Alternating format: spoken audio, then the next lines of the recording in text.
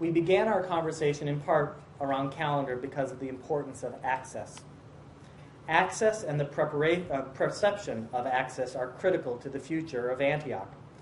Our attempt at looking at the fundamental nature of the collegiate calendar, and indeed our focus on depth in a smaller number of disciplines within a rigorous and rich academic curriculum, is partly motivated by our desire to control expenses, to control costs that families and students are forced to pay in our fatally flawed approach to higher education financing in the United States. With improved access and the perception of access, importantly, follows a commitment to diversity. To survive or to thrive in 1 year or the next century, there are two things that I believe must be true about Antioch College. The first is that the cost of attendance must be within the grasp of the majority, not the minority of the country.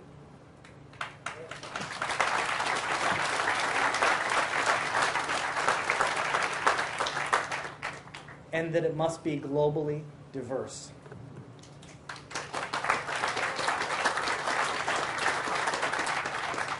Our values are crystal clear. Learning does not happen in a monoculture. Diversity is essential to excellence and the development of critical thinking capacities. It's also pragmatic. If our campus, our student body, our faculty, teaching and non-teaching alike, do not mirror the composition of the nation and the world, we will be lost. And we will have squandered a great opportunity to be a new global community. What will community mean at Antioch College in 2011? I believe that the tenets that have underpinned community governance at Antioch College over the generations are critical to its rebirth. But just as we do not teach to empty classrooms, we do not have the hubris to presume to convene community council or administrative council. Our tradition of shared governance is not a play written for actors. It is a tradition based on the democratic participation of people from a discrete list of in the community, composed of faculty, composed of students, and the staff of Antioch College. It is indeed an inextricably linked part of our curriculum.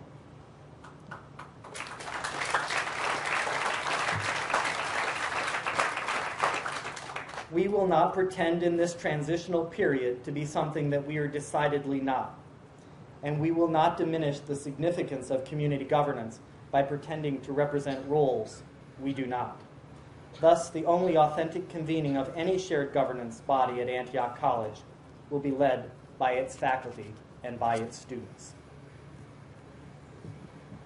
Although not everyone assembled here today is in fact an alumnus of the college, I want to speak specifically to the alumni in the context of our reunion.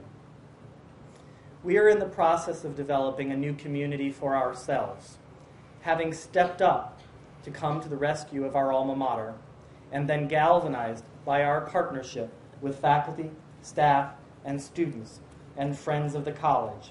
We must also now prepare to step back a bit. While we are, in fact, Antioch College reborn, we are not, in fact, the community.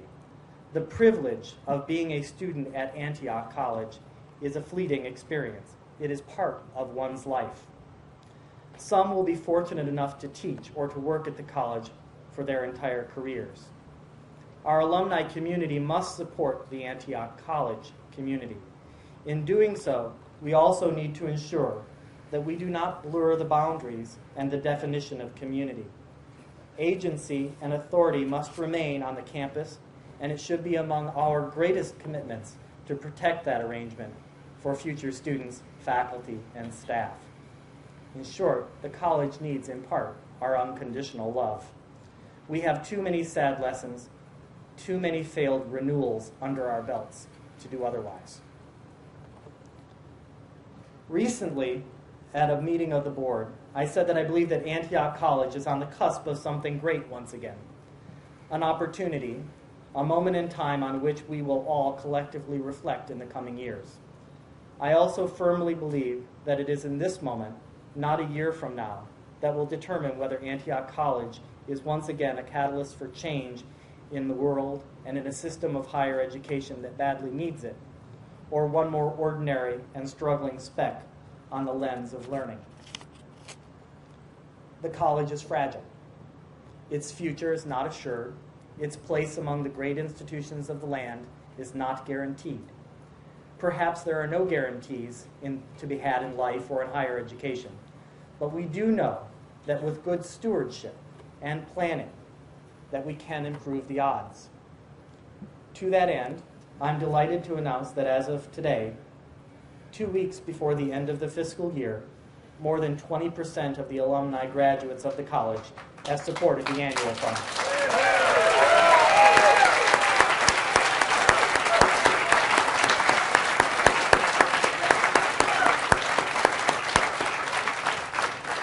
I'm going to work the suspense a little bit and reserve the right to announce the total raised tomorrow evening. Stay tuned. However, this growth and participation represents a sea change in our potential relationships with major donors and with foundations. Over 1,100 alumni participated in chapter meetings across the country in the last year, and to date, we've raised approximately $17 million in the revival of Antioch College.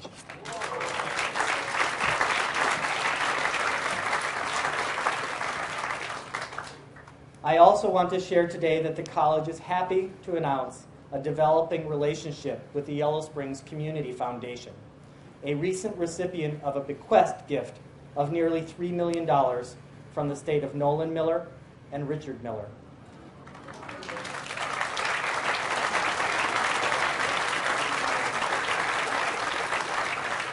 As many of you undoubtedly know, Nolan Miller was a professor of literature from 1946 through 1972 and fiction editor of our esteemed Antioch Review.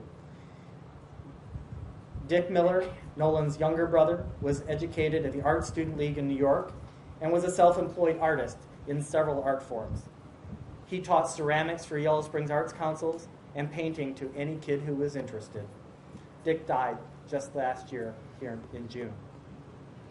This gift will support Antioch College students who wish to work in nonprofit organizations in the village of Yellow Springs.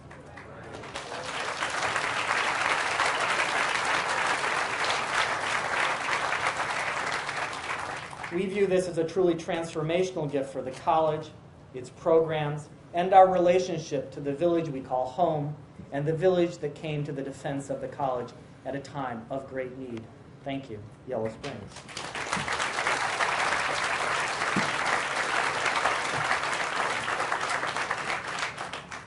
Today, the college is also the beneficiary of a generous challenge. A friend of Antioch College, who wishes to remain anonymous, has presented us with the opportunity to match a $1.5 million gift. We hope in the coming months to meet this challenge and to have raised a full $3 million for the cause of restoring this great institution.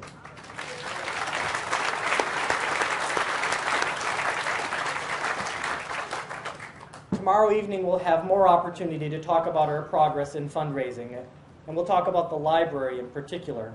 I don't know if those of you who've been around the back of the library. The board pro tem made a decision to move forward on that project on a Sunday, and on Monday morning, the wall fell off. I have to say that this is the first place at which I've worked in which gravity is contributing to the redevelopment of the campus. You'll also, of course, have an opportunity to participate in the fundraising report, and we'll get back to you on that later. And, of course, to hear from alumna, a member of the class of 1960, the honorary Antioch College trustee, the Congresswoman Eleanor Holmes Norton.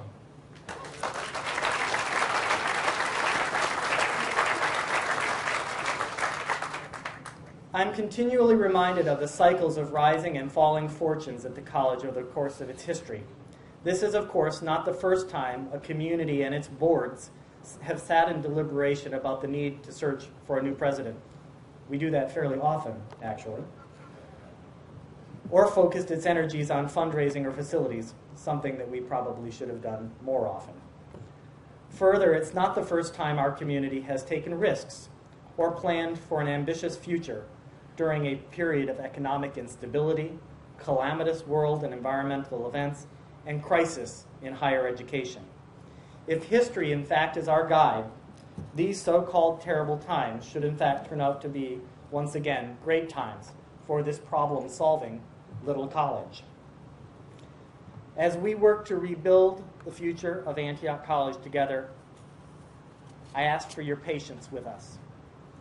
We will continue to make mistakes. We will fail to communicate as well or in the ways that you would always like. We are, at this moment, a tiny chorus with a big heart and a growing voice.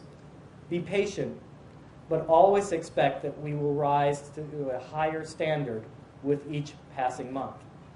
I like to tease back in South Hall that given the unique experience we face, that the next time we encounter it, we'll know how to do it better. I also hope that in the coming months, we will welcome a new president to this campus, and that the graciousness and kindness that has been extended to me in my time at the college will be extended to her.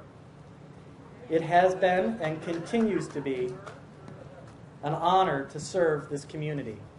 I'm proud of my colleagues.